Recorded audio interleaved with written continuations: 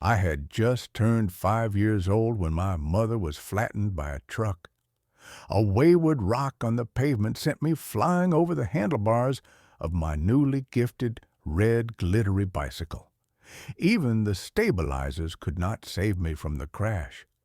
As I toppled over and scraped my exposed skin raw and bloody, the poor bicycle rolled across the road before coming to a stop. My mother saw the whole event from where she watched from on our porch. While I wailed, she went over to retrieve the bicycle.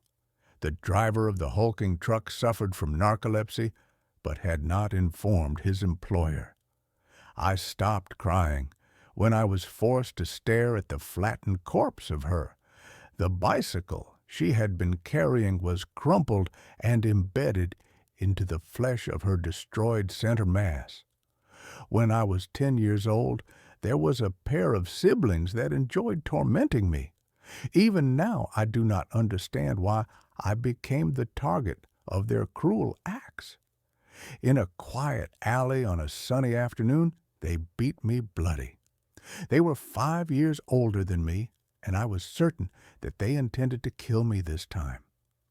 My pleading and cries did not halt their kicks and punches, but the shrill ringing of a bicycle bell did. It stood there, as it had on my birthday morning, catching the golden sunlight across its sparkling body.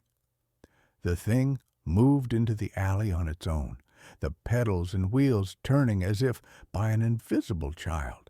Both the tormenting siblings simply stood and watched as the bicycle advanced, stupefied by the mystical sight.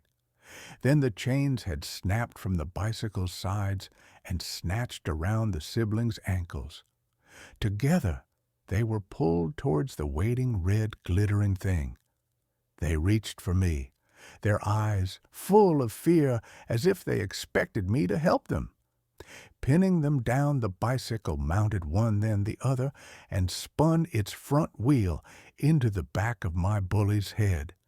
The whirlwind speed of the wheel carved their skulls apart and splattered gore across the alley wall and floors.